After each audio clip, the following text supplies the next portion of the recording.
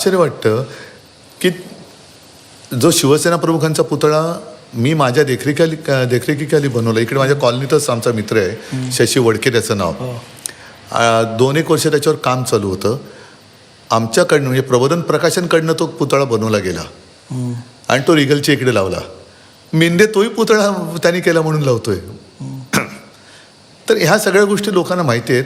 मग विचार असा केला की जे कार्यकर्ते त्यांना नेहमीच्या म्हणजे तिथल्या लोकांच्या समस्यांना तोंड द्यावं लागतं, व्यथा वेदना, एक तिथे जाऊन आपण बघितलं पाहिजे.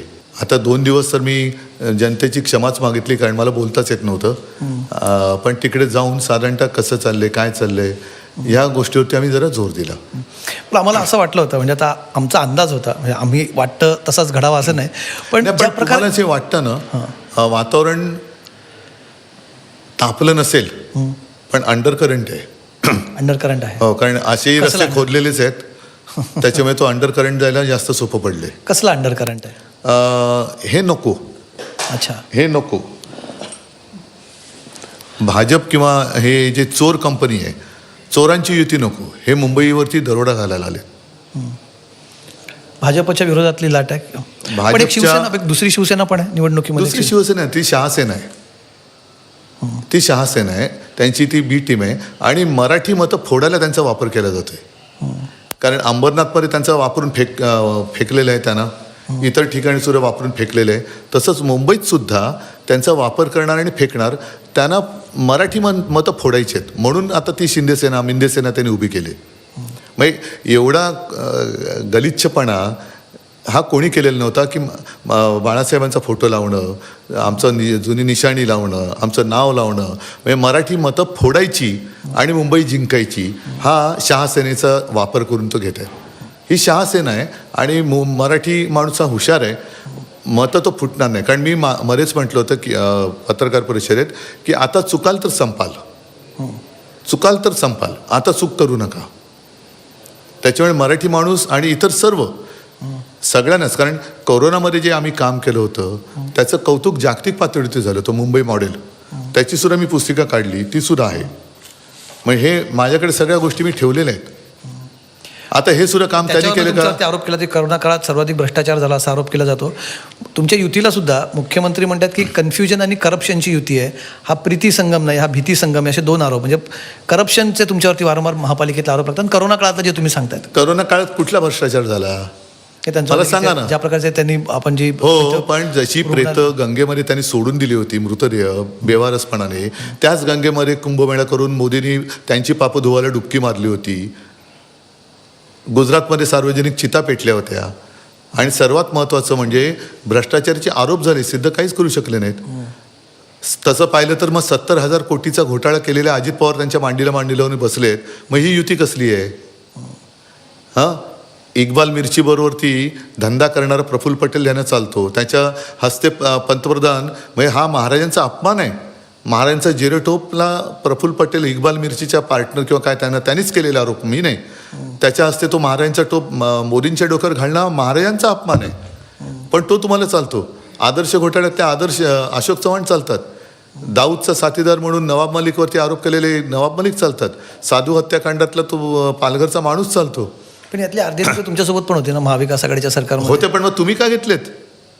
मग उलट आता मी असं म्हणतो की तुम्ही इतर पक्ष भ्रष्टाचार मुक्त केले, कारण सगळे भ्रष्टाचारी तुम्ही घेतले. ते भ्रष्टाचारी होते ना, मग का घेतलेत त्यांना? आणि पालिकेच्या करोनाच्या काळामध्ये जे आमच्या सोबत होते तेच मंत्री नगरविकास खात्याचे तेव्हाही होते, आत्ताही आहेत. त्याच्यामुळे भ्रष्टाचाराच्या आरोपात दाखवा ना कुठे काय. पण आम्ही केलेली कामं, सारी गोष्ट ह्याच्यात सगळी कामं दिलेली आहेत. आणि मुद्दामून सांगतो की जिजामाता उद्यानामध्ये जे नूतनीकरण आम्ही केलं, त्याच्यानंतर पर्यटकांची संख्या बघा किती वाढली. तिथे लोक तिकीट काढून पेंग्विन बघायला येतात आणि यांना सभेसाठी पैसे देऊन माणसं बोलवायला लागतात. मग यांना फुकट बघायला सुद्धा लोक येत नाहीत, जी लोक तिकीट काढून पेंग्विन बघायला जातात ती. मग एवढी यांची पातळी घसरलेली आहे की लोक फुकटात सुद्धा तुम्हाला कोणी बघायला येत नाही. पण त्या पेंग्विनवरनं सुद्धा जेव्हा आणले गेले सुरुवातीला खूप तुमच्यावरती आरोप झाले. हे काय आहे ना, मला अभिमान आहे पण त्याचा, म्हणजे आरोपाचा नाही, पेंग्विनचा. हे केलं ना, कारण मुंबईकर आज आम्हाला त्याच्यामध्ये दुवा देत आहेत. नाही तर तुम्ही मला सांगा, मुंबईमध्ये फिरायला जायचं कुठे? 2017च्या माझ्या वचननाम्यात रेसकोर्सवरती पब्लिक गार्डन करण्याचं पहिली संकल्पना माझी. आता करतायत ते पुन्हा. करतायत ते भूलथाप आहे, कारण लीजचं कॉन्ट्रॅक्ट आहे. त्याच्यामध्ये सुद्धा मला असं कळलं की पब्लिक गार्डनच्या निमित्ताने पुन्हा तिकडे बिल्डरची धन होणार, तिकडे 7 स्टार हॉटेल वगैरे बांधतायत ते, आणि मग काही एक छोटासा भाग हा पब्लिक गार्डन म्हणून ते करतायत. असं होणार नाही म्हणत आहे, पण असं त्यांचं चाललेलं आहे. जाऊ तिथे खाऊ, खाऊ भाऊ आहे ते, खावा भाऊ. खावा भाऊ असं. पण इकडे तुम्ही यांच्यात त्यांना खाऊ भाऊ म्हणतात, इकडे ते तुमच्या भाऊ भाऊंच्या युतीला ते भीती संगम म्हणतात. नाही, त्याला त्यांच्याकडे काय झालं ना, एक तर बौद्धिक पातळी नाही आहे. भीती संगम हा बरोबर आहे, कारण त्यांना आता ती भीती वाटते, त्याच्यामुळे त्यांच्या संगमात ती भीती पेरले, त्याच्यामुळे त्यांचा भीती संगम झालाय. बरं, तुम्ही शिवसेना संपवलेत म्हणता ना, हां, उद्धव ठाकरे संपले ना, मग काय एवढी तुमची कडी पातळ होते आम्ही एकत्र आलो तर? अजूनही तुम्हाला माणसं का फोडवावी लागत आहेत? अजूनही माणसं का चोरावी लागत आहेत? म्हणून मी कालच्या मुलाखतीत म्हटलं की भाजप हा वांझोटा पक्ष आहे. सॉरी हा शब्द वापरायला, पण त्यांना राजकारणामध्ये पोरच होत नाही आहेत. सगळे उचलत आहेत.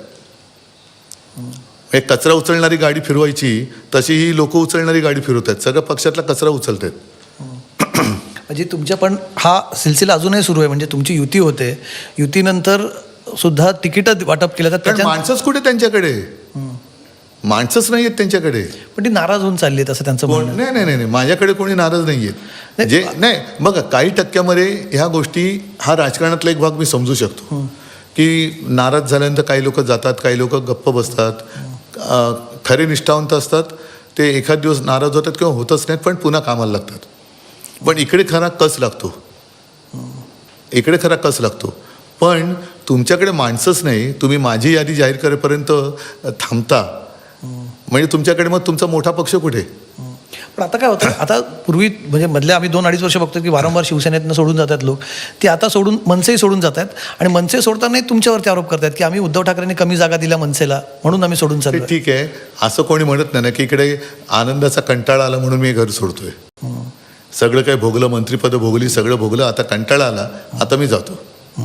प्रचारात आता काय, प्रचारात आम्ही म्हणतो की तुम्ही मुंबईवरती फोकस करतात, तुम्ही मुंबईत सभा फक्त एकच सभा घेणार आहात, हो. पण इतर महाराष्ट्रावरती तुम्ही, आम्हाला असं वाटलं की ठाकरे बंधू झंझावात करतील महाराष्ट्रात. सांगतो तुम्हाला, पहिलं इतर महाराष्ट्रामध्ये उद्या मी नाशिकला जातो, मी आणि राज आहे, त्याच्यानंतर मी संभाजीनगरला जातोय, मग मुंबई आहे, ठाणा आहे. पण आता यांचं लक्ष जे आहे ना, मुंबई हे देशाचं आर्थिक केंद्र आहे, आणि मुंबई ही मराठी माणसांनी रक्त सांडून मिळवलेली मुंबई आहे. ही कोणत्याही परिस्थितीत या दरोडेखोरांच्या हातात जाता कामा नये, कारण ह्यांचा डोळा हा 1960 सालाच्या आधीपासून आहे. अगदी तेव्हा जर का काढलं तर वल्लभ